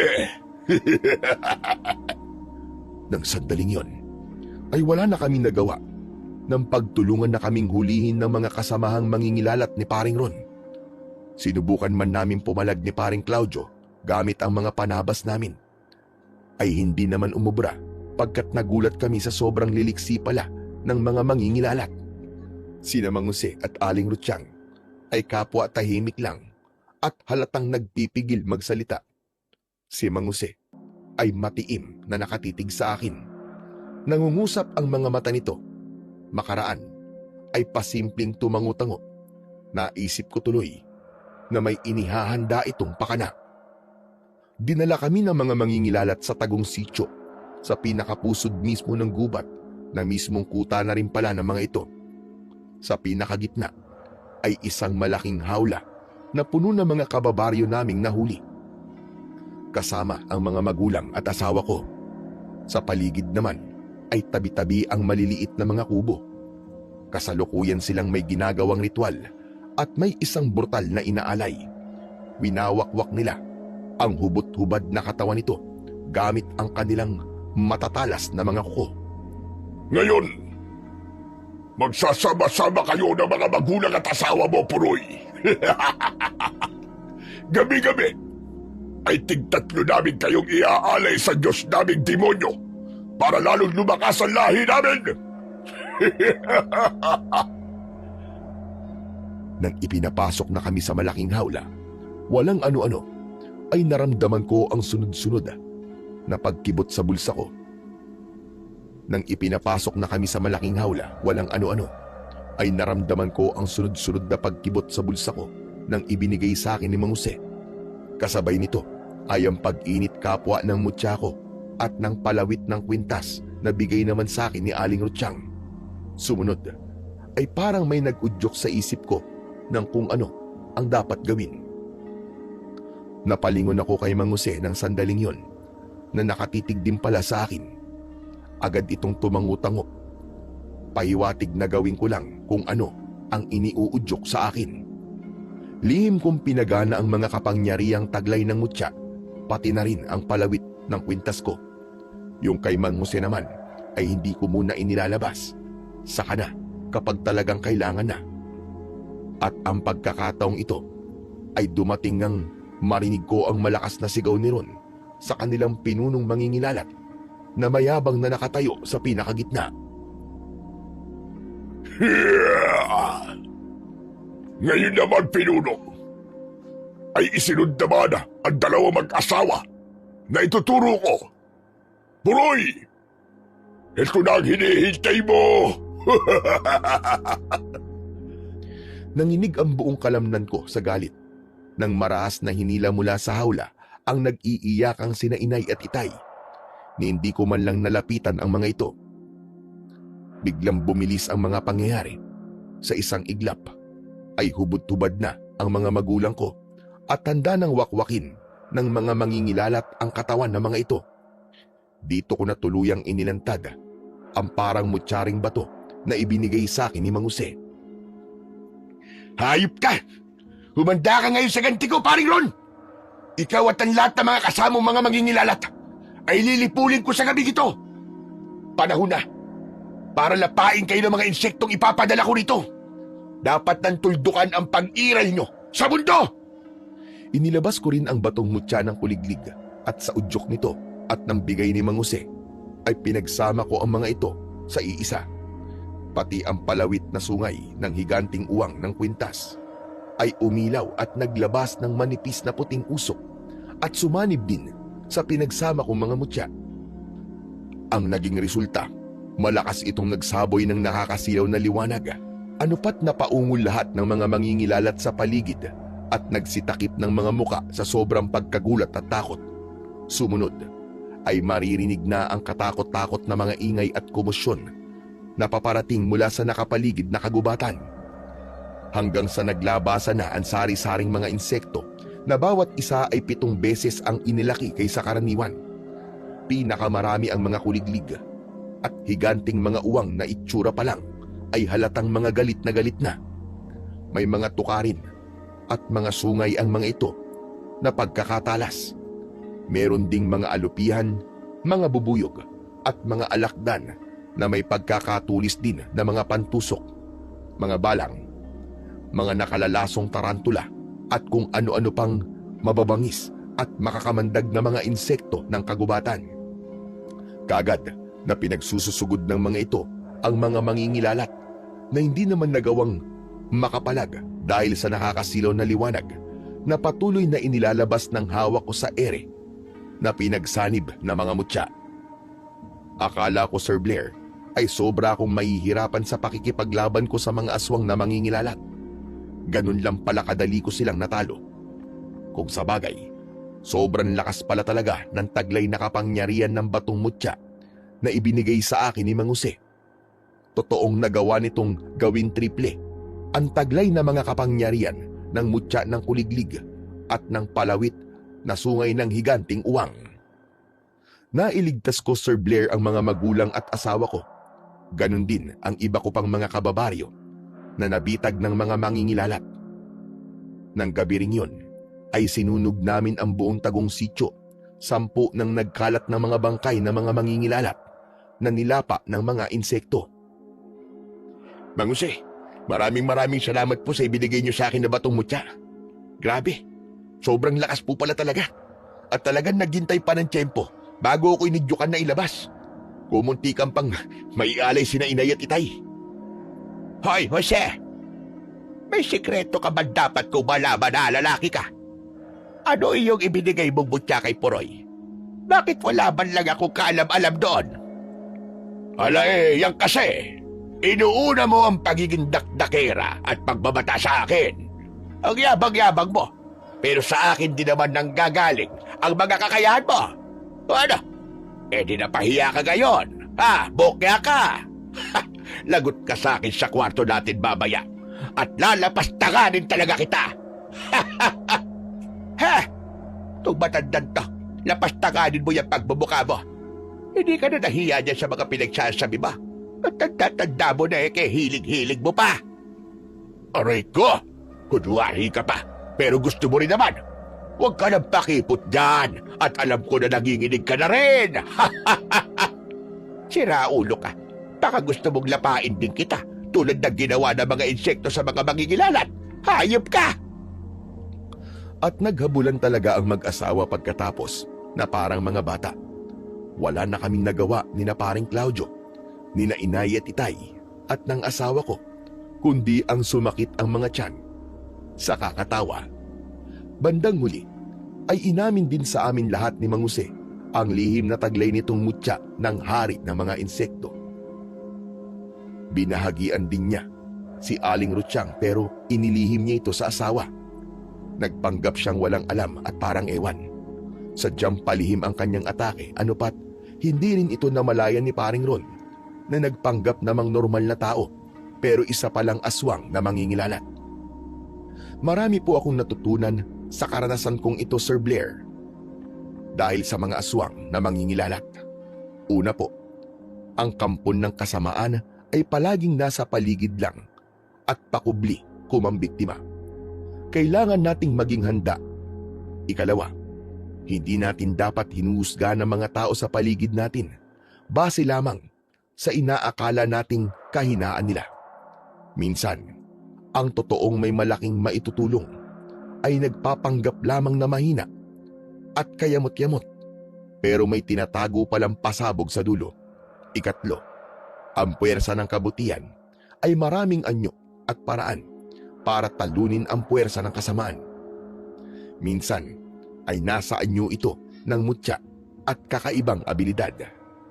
Laging totoo ang kasabihang palaging ang kabutihan ang nananaig sa bandang huli. Maraming salamat po, Sir Blair, sa pagkakataong maibahagi po ang karanasan ko. Ako nga po ulit pala si Puroy at dito ko na tinatapos ang aking kwento. Sana po ay may natutunan po kayo na magandang aral. Maraming salamat po sa walang sawa niyo pong pakikinig at pagsuporta sa aking munting channel na The Voice Addict. Sana po sa mga hindi pa po nakakapag-subscribe ay mag-subscribe na rin po kayo at pindutin niyo na rin po ang notification bell para palagi po kayong updated sa aking mga bagong kwento at mag-iwan na rin po kayo ng comment kung nagustuhan niyo po o hindi ang aking istorya. Muli, maraming salamat po sa inyong lahat at pagpalain po tayong lahat ng ating dakilang Panginoon. Hanggang sa muli, mga idol.